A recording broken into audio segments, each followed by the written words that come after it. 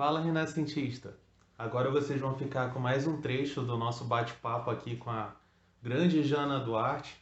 Só vou pedir para que antes de começar o vídeo vocês já deixem aquele like e se inscrevam no canal. Ativa o sininho para receber notificações e assim você vai ajudar muito o canal a crescer. Valeu, pessoal! Fiquem com o vídeo agora.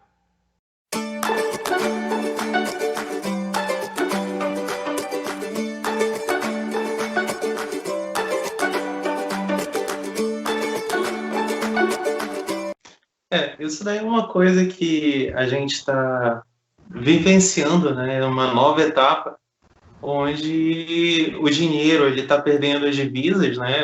Por exemplo, numa conversa anterior, no nosso podcast anterior, eu vou deixar um cardzinho aqui em cima para você acompanhar.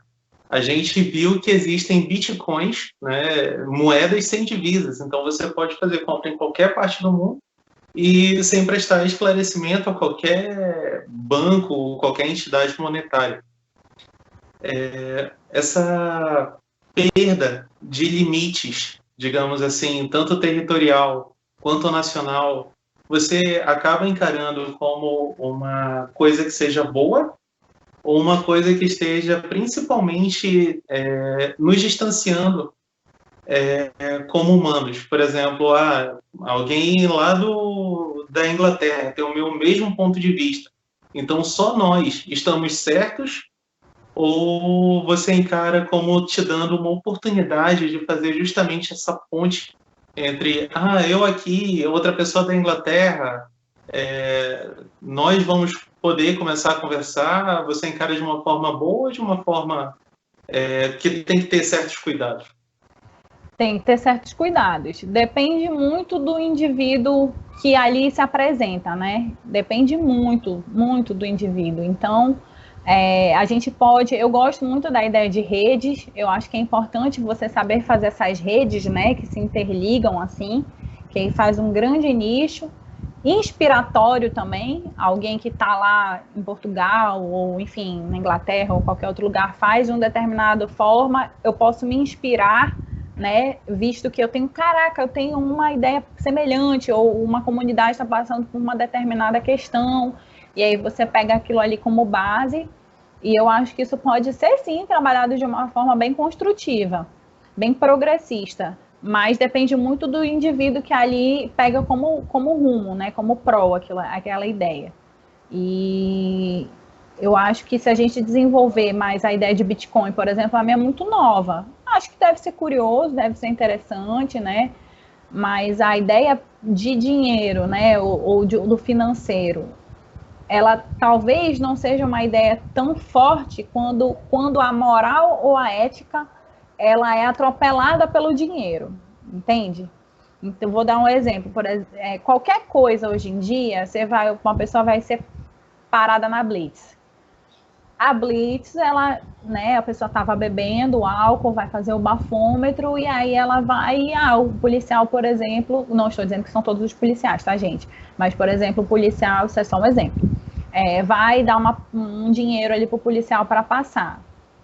Eu não sei bem se isso na ideia de ética e moral é uma ideia correta, ou uma ideia saudável, salutar para o sistema funcionar, né? Para a sociedade funcionar, para a comunidade funcionar. Se existe uma determinada forma de averiguar a segurança de todo mundo, o que está acontecendo que o dinheiro paga? Atropela essa moral, entende? Esse é o ponto que eu quero chegar. É como se o dinheiro tudo pudesse comprar. Então, eu acho que valor nós estamos atribuindo para o dinheiro, né? Ou para essas moedas, por assim dizer. Então, eu acredito que a maneira como a gente, como indivíduo, observa e constrói o mundo, o seu mundo e o mundo do outro, né, faz essa partilha, faz essa quebra de distância ser positiva. Eu acho que dá para fazer, sim. Eu tenho uma ideia bem positiva em relação a isso. Ou tento ter, pelo menos. Você falou aí num ponto bem interessante, que é a parte de ética, né? Embora a moral tenha uma construção mais profunda, né, do nosso ser humano, a ética ela é muito situacional, né? Ela é uma construção de uma sociedade em uma determinada época. Então você encara que a gente está passando por uma construção de uma ética em que os pequenos grupos, eles estão sendo afastados, ou você acha que a gente está fazendo a manutenção de uma ética em que nós estamos conseguindo resistir justamente a esse ataque em segregar os pequenos grupos, as minorias? Uma parte faz isso que você falou em segundo ponto. Consegue fazer, né, essa segregação, né? Mas eu acho que a gente está, de certa forma, marginalizando cada vez mais uma outra parte da sociedade, sim.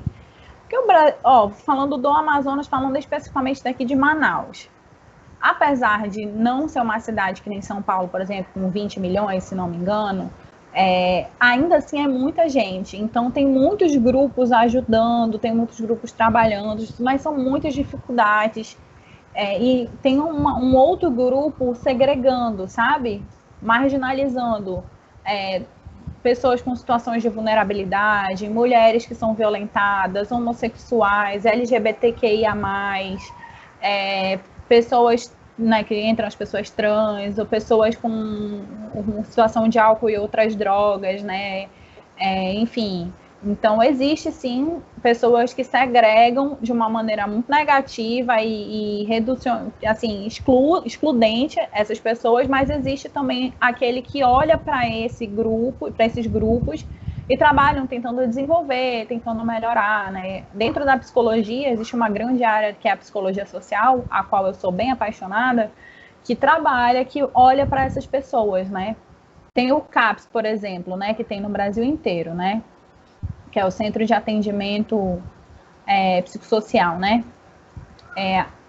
Se você for ler a ideia do CAPS, né, ele é muito bonito e ele, na teoria, é incrível. Parece que vai todo mundo ser muito saudável. Mas, na prática, é muito distante de acontecer, principalmente por causa do tipo de governo que ainda é muito presente no Brasil. Muito corrupto, desvia muito, não dá atenção para essas questões. Então, é muito difícil nesse aspecto de quem está ali ordenando, coordenando de maneira geral, representando a gente, né? Então, por exemplo, aqui em Manaus, eu acho que a gente tem 5 CAPs, se não me falha a memória, se eu estiver errado. Mas no papel, na teoria, existe uma quantidade de bairros que deveria comportar um CAPS. Tipo assim, para 10 bairros teria um CAPS, ou para 5 bairros teria um CAPS. E aqui só tem 5. E sabe lá Deus quantos bairros tem em Manaus. Então você consegue pesar de que tem pouquíssimo. A gente tem um CAPS AD, que é de álcool e outras drogas. Um lugar para a gente mandar, para a gente enviar todo mundo, ou todas as pessoas que passam por ali que tem problema com álcool e outras drogas. A gente tem um lugar. É paupérrimo o atendimento. A atenção voltada para a saúde mental nesse aspecto deixa muito a desejar. E não é por falta de profissionais, psicólogos, representantes nossos que estão ali à luta, mas é como se não tivesse força. A saúde mental, de maneira geral, voltada para a psicologia, ainda é muito nova em alguns espaços, alguns territórios, principalmente aqui no Amazonas, né? Então, eu acredito que isso tem passos lentos feito, né, melhorar, mas a gente vê que é urgente. Isso poderia ter um olhar com um pouco mais de atenção, né? Mas, infelizmente, ainda estamos como se estivesse nascendo em algumas questões, né? Isso sem falar das lutas antimanicomiais, etc., né? A psicologia ela é muito grande, então é qual recorte que eu estou fazendo aqui para passar para você, né? Qual psicologia eu estou falando, né? Tem várias psicologias dentro da ciência psicologia, mas eu espero que, de certa forma, esteja para estar dando o recado aí, né? Dentro, lógico, do que eu entendo. Uma coisa que eu percebi, por exemplo, nessa política sanitária de agora, que é quase nula no caso, né?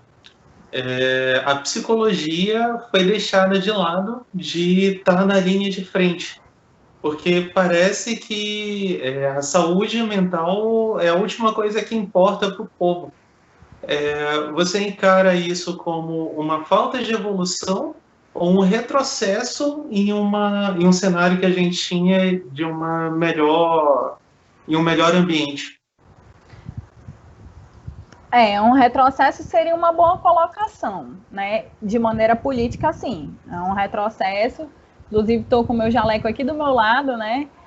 Como eu falei, eu trabalhei dentro do hospital e, nossa, é fundamental a psicologia na área da saúde. Foi uma das grandes frustrações ano passado também, uma das grandes decepções, saber que a gente não ficaria, né? A psicologia não ficaria considerada, ela não é considerada como uma ciência da saúde, ela é considerada uma ciência humana. Só quem já está ali dentro do hospital, né, como psicólogo, pode ser considerado dentro de uma especialidade da saúde, né? Mas é bem difícil de entender ou de passar essa ideia de que saúde é essa que nós estamos falando. Não é só saúde física, eu estar conseguindo falar aqui com vocês, né? Estar saudável no meu hemograma ou nos meus exames, né, de sangue, fezes e urina, não é só essa saúde. É da minha saúde psicológica, emocional, sentimental, intrapessoal, como eu falei, né, interpessoal, que é com o outro. E são esses vários espaços que a psicologia pode sim atuar, mas que muitas vezes ainda não está sendo compreendido. Às vezes eu fico pensando se tem algum ruído, né, em relação ao que é psicologia, o que faz um psicólogo, onde é que ele pode trabalhar, né? Talvez isso ainda esteja sendo bem esmiuçado para as pessoas entenderem e qual personagem também que a gente tem na sociedade, ou qual sujeito que a gente tem na sociedade que permite essa construção, né? Esse aprender mais uma vez, né? Essa possibilidade de que nem sempre existem questões que só conversando com os amigos ou com as amigas, né? Sim, isso também é uma parte de você ter saúde, é você ter amizade, poder compartilhar isso com os amigos, mas quando se trata de transtornos, ansiedades, questões repetitivas, né? Ou questões que você não está conseguindo administrar e que está te afetando, está afetando sua produtividade, o seu equilíbrio mental, isso também pode ser uma questão que o psicólogo pode estar aí ajudando, né? Isso no olhar da clínica, né? Da terapia. Então, eu acho que essa é uma maneira interessante da gente pensar quem é esse psicólogo, né? Quem é essa psicóloga, né? Onde ele pode estar ajudando? Bom, antes de todo esse cenário aterrador que a gente está vivendo, né, de uma pandemia mundial que está confinando o mundo inteiro, a gente já falava muito sobre saúde mental, que ela seria o maior motivo de afastamento do trabalho, de afastamento laboral, superando até mesmo casos de coração, enfim, de enfermidades físicas mesmo, né? A gente já falava disso. A gente tinha casos extremos, como na China, em que os edifícios têm uma rede para evitar suicídio enquanto a pessoa está trabalhando. E em casos de países nórdicos, né, que são países que basicamente têm tudo. Sistema de saúde, sistema de coleta de lixo perfeito, uma distribuição de renda quase socialista, de tão perfeita que é, né? Mas a gente vê um alto índice de suicídio. Após esse cenário que muito se fala de primeira onda, segunda onda, terceira onda, ou seja, que a gente está vivendo, que é um atendimento físico, né? Mas após terminar tudo isso, que a gente estiver imunizado e estiver vivendo, a gente vai ter uma tsunami de problemas mentais. Você encara esse cenário como um apocalipse ou você encara como uma forma de trazer à luz a importância da saúde mental e da profissão de vocês como um todo? Como cristã, eu acho que o apocalipse já está acontecendo. Nossa. Mas eu acho que é, assim, uma oportunidade dos psicólogos atuarem, né, espero que o governo, né, o Estado, dê essa oportunidade, essa atenção, valide, né, entenda, compreenda, né, e abra portas, né, mas sem. Ai, gente, é porque assim, quando eu penso em abrir portas na parte de governo, eu penso assim, que eles pensam, o que eu vou ganhar com isso? Né? Qual o lucro que eu vou ter em relação a isso? E o lucro, olha, é uma construção. O lucro, ele advém de novos pensamentos, né? Não necessariamente você vai lá e vai ter lucro no dia seguinte. E eu sinto que esse governo que a gente está enfrentando, que é um enfrentamento, ele vem dessa ideia muito imediatista, né? Não a longo prazo, em prol da saúde e na melhoria de todos, né? Então, eu imagino, espero, né, que vai ser um desafio para quem está ali atuando. Eu conheço, tenho colegas dentro dos hospitais, né, não só apenas do Fundação de Medicina Tropical, mas também de outros hospitais públicos daqui de Manaus. E, nossa, eu vejo como é desafiante para eles, né? Tenho contato pessoal e é difícil porque é um enfrentamento de formiguinha. Tem que ter muita paciência.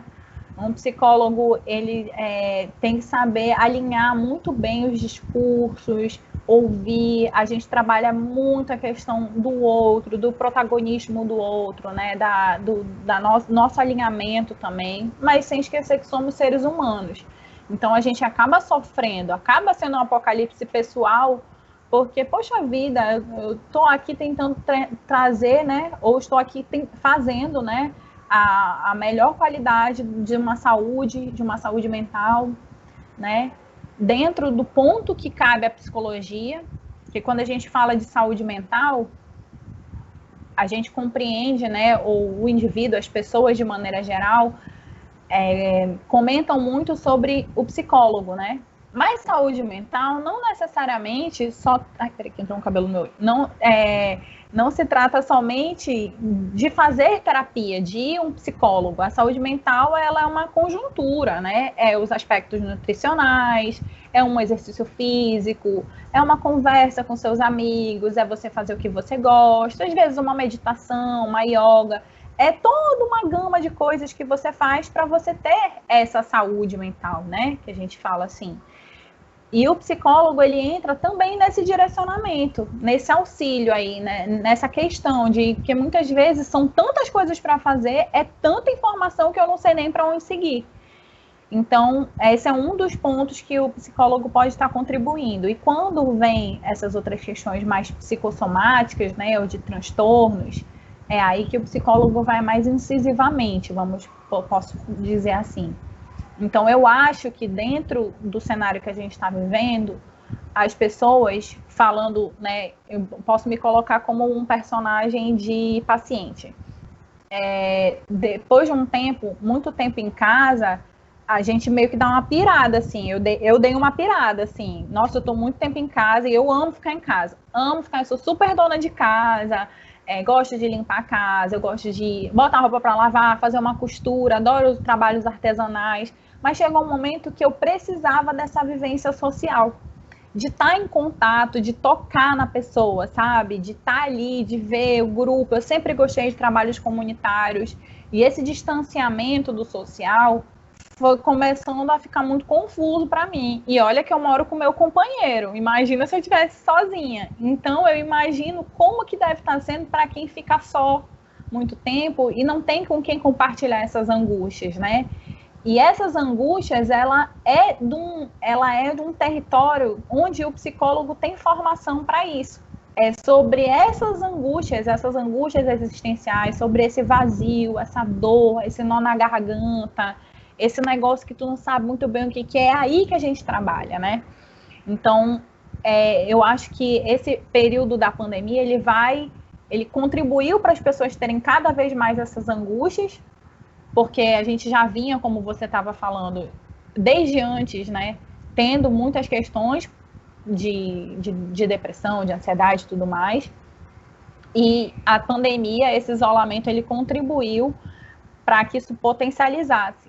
Então, eu imagino que a rede de atendimento tem que ser muito forte, né? Tem que se estender. A gente já tem uma rede de atendimento aqui em Manaus, tem uma rede de atendimento pública muito legal, que é a SAP, né? SAPP, que é o Serviço de Atendimento Psicológico à População. Então, você liga e marca, né? Que é da Secretaria de Saúde.